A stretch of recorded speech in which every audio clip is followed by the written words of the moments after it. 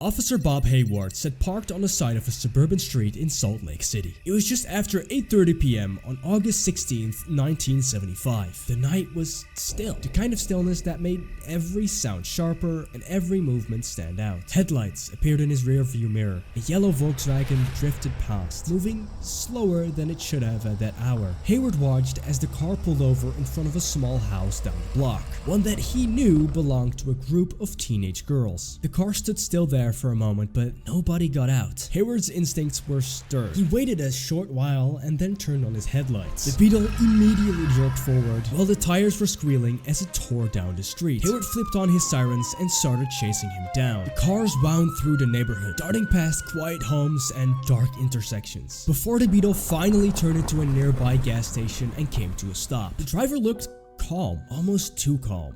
He was clean-cut and looked polite, the picture of a respectable young man. He said he was a law student, but when Hayward searched the car, the mask slowly slipped. Inside the car, beneath a pile of clothes, was a ski mask, a crowbar, handcuffs, and a section of pantyhose with eye holes cut out. What started out as a quiet night in the suburbs just exposed the first crack into a facade of America's most infamous killers.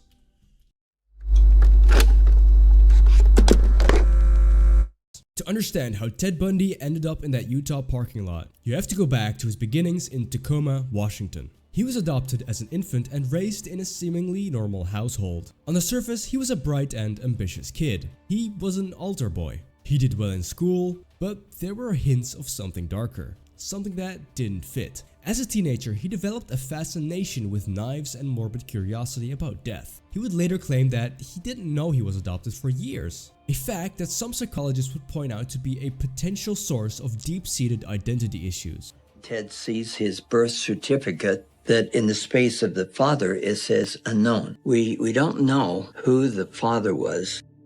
I don't think he ever got over that. He enrolled at the University of Washington, where he studied psychology and became involved in politics. He was charming, articulate, and handsome, the kind of person that would easily gain anyone's trust. But this was also the perfect cover for his other life, which he began in 1974. The first known victims disappeared in Washington state. On November 4th, 1974, 18-year-old Joni Lenz was bludgeoned in her basement apartment in Seattle. Luckily though, she survived, but the attack was a gruesome preview. A month later, University of Washington student Linda Ann Healy vanished from her bedroom. Bundy's method was chillingly effective. He would often approach women in public places, feigning an injury, and he would wear a sling or walk with crutches on, asking for help carrying books to his car, the Volkswagen Beetle. Once they were close to the vehicle, the charm would vanish. He would use a crowbar or a piece of metal and hit them into submission, then drive them to a remote location. He was an organized, intelligent predator who left very little evidence. He was a monster hiding in plain sight.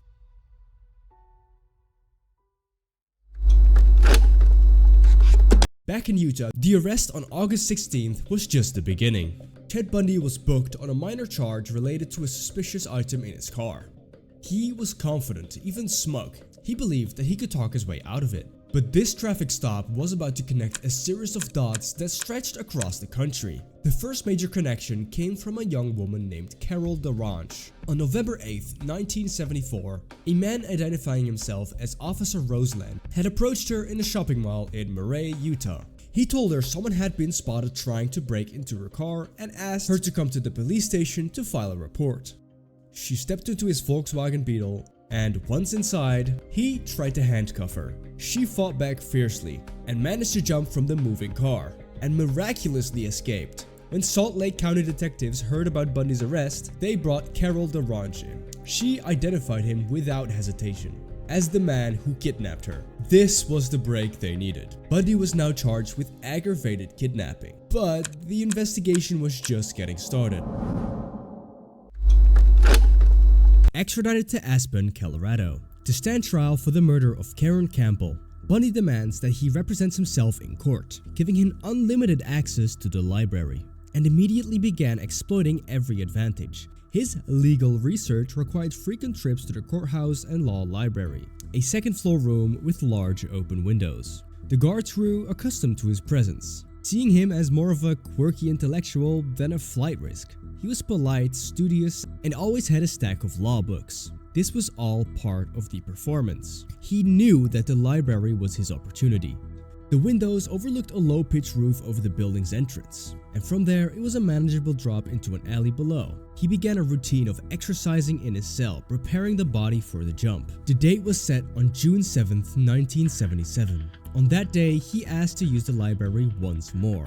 He waited for the single guard assigned to him to become distracted, and then, without hesitation, he hoisted himself through the open window and dropped the final 15 feet to the ground. He landed hard, injuring his ankle, but he was free. And just like that, he disappeared into the woods. The immediate aftermath was pure chaos. The guards turned around to find the library completely empty, and the panic spread throughout the entire courthouse. How could this have happened? Bundy jumped out of this second-story window at the front of the Pitkin County Courthouse this morning. He was scheduled for a court appearance and apparently had been locked into the law library by sheriff's deputies while attorneys were arguing a motion to strike the death penalty. Witnesses say he left in a hurry, however, nobody saw him open the window, and he escaped clean in an unknown direction.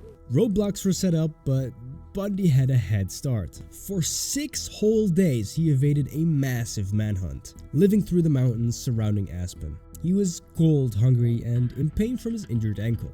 He survived by breaking into cabins for food and shelter. His resourcefulness was on full display. This wasn't a man that would easily be caught. He was finally spotted by a sheriff's deputy near the outskirts of the town, limping along the road, exhausted and disheveled. The first escape was over, but it had revealed a critical truth. Ted Bundy would stop at nothing to regain his freedom, and the system was ill-equipped to detain him. His recapture was a national headline. Accused killer Theodore Bundy was captured early this morning, 2 miles from Aspen, Colorado. He was on the main road driving a car he admitted taking just a short time earlier. But it was also a massive embarrassment for law enforcement, treating him as a criminal mastermind only in the abstract. Now, however, they understood that it was a physical threat as well, and the decision was made to transfer him to a more secure facility. He was moved to Garfield County Jail in Glenwood Springs, a newer building thought to be escape-proof. It was here that Bundy would begin planning his most daring breakout yet, proving that his first attempt was merely a rehearsal. The Garfield County Jail was supposed to be the end of the line. After the Aspen escape, authorities were taking no chances. Bundy was placed on the 6th floor in a maximum security cell. But Bundy had a keen eye for architectural flaws, and soon he found one. Above his cell there was a suspended ceiling, and beyond that a crawl space that led to the rest of the floor. He realized that if he could get through the solid concrete ceiling of his cell, he could get access to that space. The planning was meticulous and took weeks. He used a hacksaw blade, likely smuggled in or found, to painstakingly cut around the edges of the metal plate. And on the night of December 30th, 1977, he decided it was time. He had cut the plate loose during a shift change. When the guards were distracted, he pushed the plate aside and hauled himself into the dark, cramped crawl space. It was a tight fit, and he had to move silently over the ceiling tiles of the jail's administrative office. He followed a pre-memorized path to a point above the vacant apartment. Using his weight, he broke through the ceiling and dropped onto an empty unit. He was now outside of the secure perimeter of the jail. He changed into civilian's clothing that he had stolen piece by piece from the jail's laundry hidden in his cell. He walked calmly down the apartment building stairs and out on the street. It was a bitterly cold Colorado night, and Ted Bundy had simply walked out of a maximum security facility. His disappearance wasn't discovered until the next morning, sending a new shockwave of fear across the country. Before his escape, Ted Bundy had been out of his cell exploring that overhead crawl space he escaped through. Jail officials knew about that, and they did nothing about it. The humiliation for law enforcement was complete. They had been outsmarted by a man that was supposed to be holding securely. For days, there was no sign of Ted Bundy.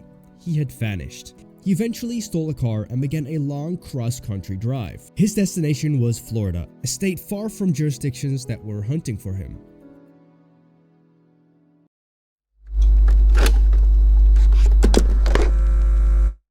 He arrived in Tallahassee in the dead of winter, a ghost from Colorado with a stolen identity and a stolen car. For weeks, he managed to blend in, but the facade was paper thin. The compulsion that had driven him for years was building up, a pressure that he could no longer contain. On the night of January 14th, 1978, it erupted into a ferocity that even stunned the investigators who thought they understood his brutality.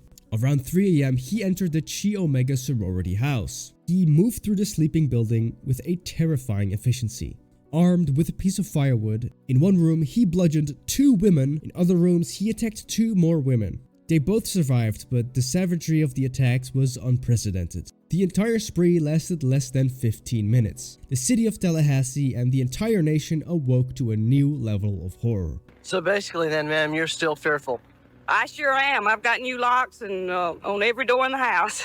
The investigation immediately focused on the new guy in town, Chris Hagen. But before they could find him, he was on the move again. He drove to Lake City, a small town in North Florida. On November 9th, he spotted a 12-year-old Kimberly Leach walking to school, and he abducted her in broad daylight. Her disappearance triggered a massive manhunt across the entire state. Roadblocks went up, law enforcement from every agency was mobilized, and the pressure was immense. They couldn't let him slip again. The break came from pure routine. On November 15th, just after 1 a.m., Pensacola police officer David Lee was on patrol. He noticed an orange Volkswagen Beetle, a car that was now infamous driving slowly through a deserted residential area. Lee decided to pull it over. The driver initially stopped, but then suddenly sped off. A short pursuit ended when the Beetle swerved off the road into a curb, blowing out a tire. The driver jumped out the car and started running.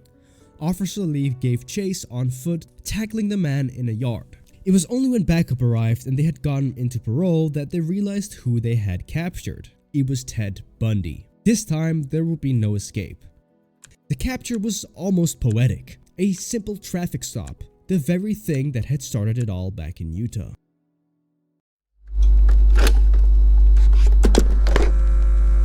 His capture in Florida unleashed a media frenzy unlike any seen before for a criminal case.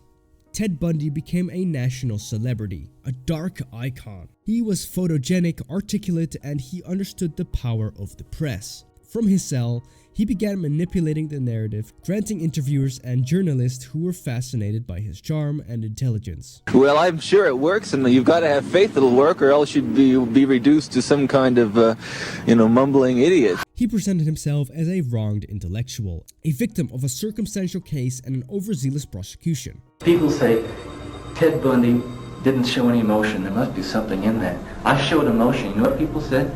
See, you really can get violent and angry. He decided once again to represent himself in court. It was a calculated risk. On one hand, it gave him a platform and a sense of control. On the other, it meant that he could be in the same room with the survivors of his attacks and the family victims. The trial for the Chi Omega murders was a spectacle. The courtroom was packed daily. Bundy, acting as his own attorney, was often his own worst enemy. He would deliver rambling and bizarre speeches. He tried to cross-examine the young woman he had attacked, a move that backfired spectacularly as they pointed out to him from the witness stand, identifying him with unwavering certainty. The forensic evidence was overwhelming. The bite mark on Lisa Levy's body was matched with Ted Bundy's indistinctively crooked teeth. It was one of the first major uses of bite mark evidence in a trial. After hours of deliberation, they found him guilty on all counts, including the 2 charges of first-degree murder on July 24, 1979. The judges sentenced him to death in the electric chair, a verdict that was a relief to a terrified public. This court, independent of, but in agreement with, the advisory sentence rendered by the jury, does hereby impose the death penalty upon the defendant Theodore Robert Bundy.